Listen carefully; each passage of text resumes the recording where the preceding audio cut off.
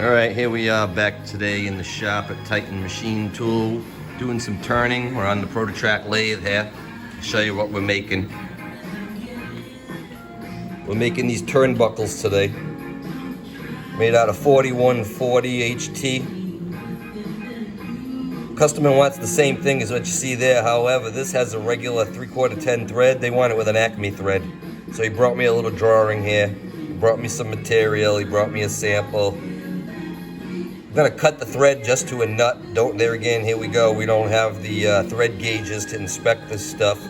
I do have pitch mics, but not for Acme thread, but we'll check the minor diameter on the comparator after we start running one.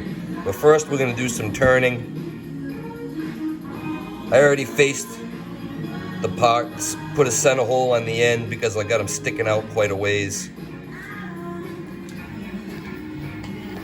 We got them sticking out quite a ways. We're just rough turning now. Rough turn them all down. 1.5 inch stock. I got a center on it just to support it. So I faced them. Center drilled the end just for the center. I rough turned a bunch of them already.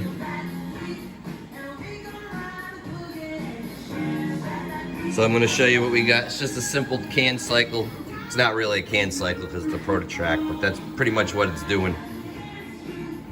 I'm running it at 425 RPM. Like I said, 4140 HT. It's like around 32 Rockwell, give or take a little. Cutting it here with a CCMT style insert. I got my spray mist. I made a little bracket this morning so I can position the coolant to ride along with the tool and get the optimum spraying angle on it. Before I just had this guy right here. Well, this one right here. And stick it on the side, stick it on the top. Was never in the right position to travel along as the pot moved. Didn't quite get the best spray on it, so I made this little guy right here. So now I can put this up here and point it right where we want it. I can stick it over there, I can stick it over there, I can stick it over there. It's a magnet. It's what comes with the Cool Mist thing. I just had an extra one, modified it a little bit. So we can stick it right on the tool post. Point the spray where we want it. Try to keep the tool from overheating. Here we go. Spindle on. Spray mist on. Looks good. Come over here. Start. Go. There we go. Change the angle here.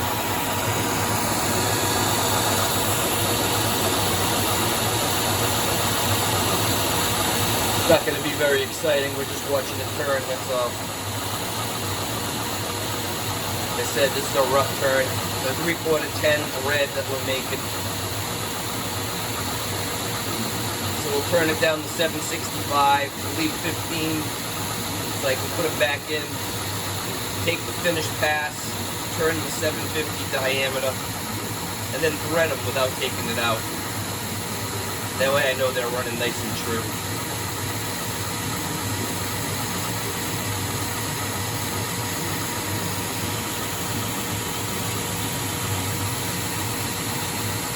Up close and personal with the insert.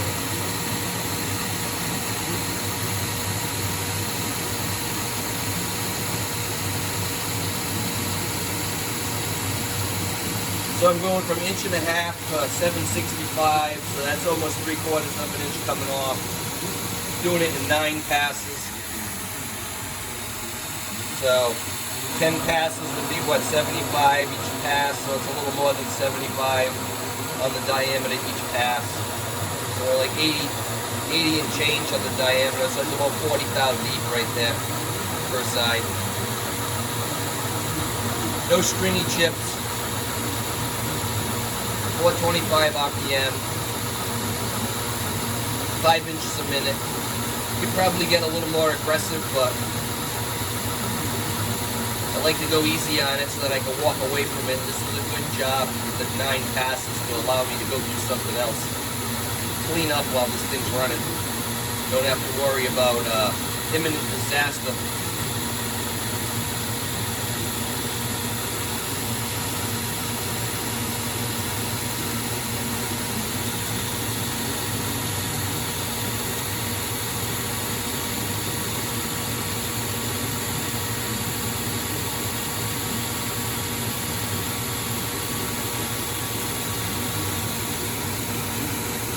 know time is money. Some people may be critical. And they say, oh my God, look how slow he's going. How can he make any money at that rate? Which is true.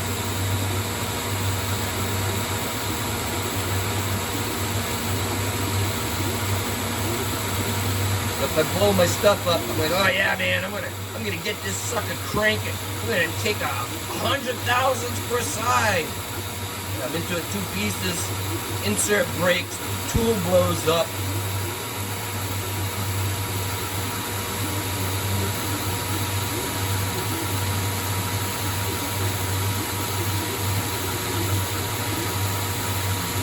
That would be good if that's all that happened. So I'd rather run it and not worry about it. Like I said, I got 8 of them I'm doing.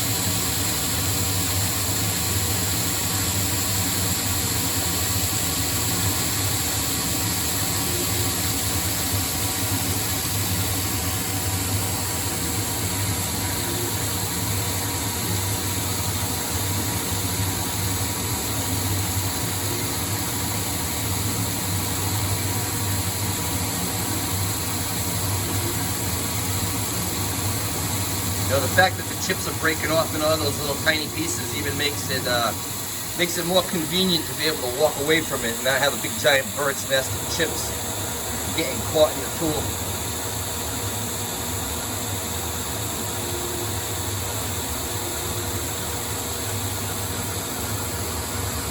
Look at that, we're into it 8 minutes and I think that's only the 4th pass.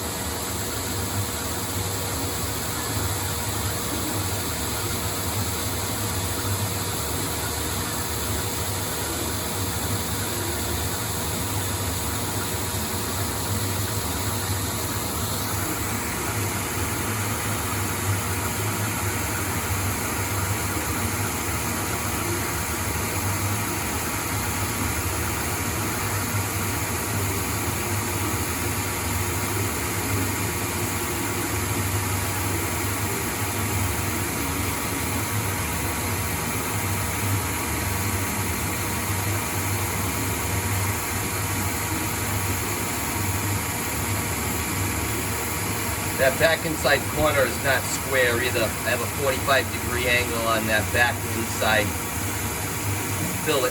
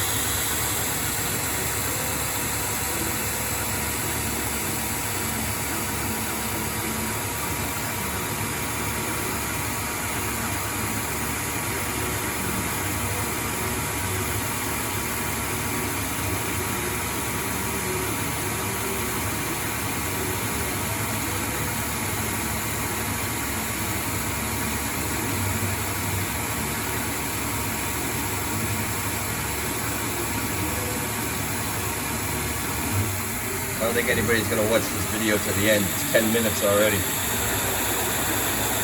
God bless you if you're still here watching.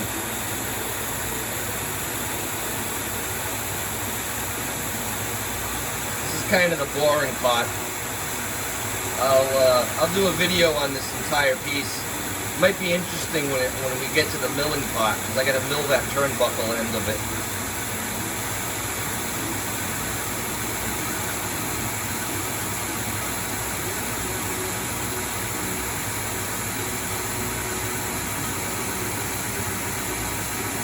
That's probably going to be a long video too, because I got a carbide insert tool. I'm going to go in and just whittle away at it a little bit.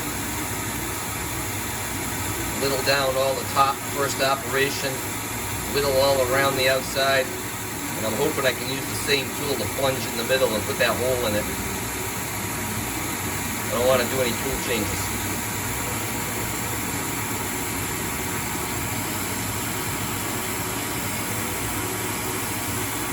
You can probably see that inside corner. Leaving material, stepping out. Here we go. They took the chamfer in the front and roughed the chamfer. So this is going to be the last roughing pass.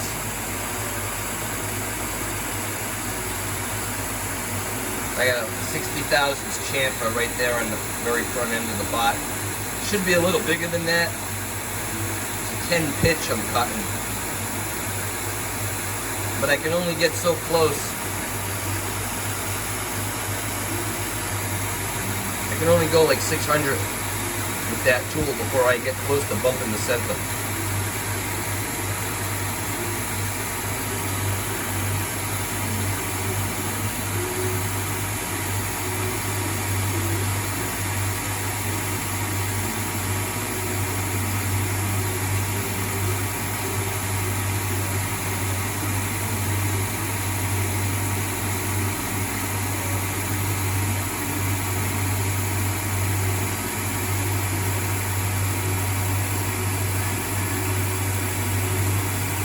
You can see in that corner where it's stepping out for that chamfer. It backs up each time in the Z a little bit to leave material. So this is a finished pass. 5 thousandths per side, 7.5 inches per minute.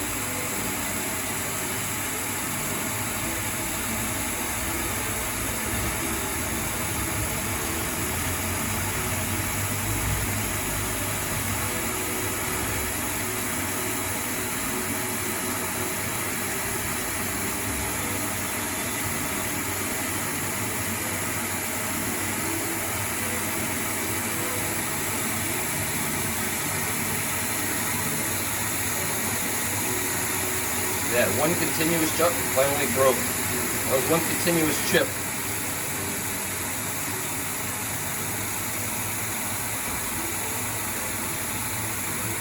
Alright, that's it, she's done. Turn off the coolant, spray mist, turn off the spindle. We'll take a look, spray her off.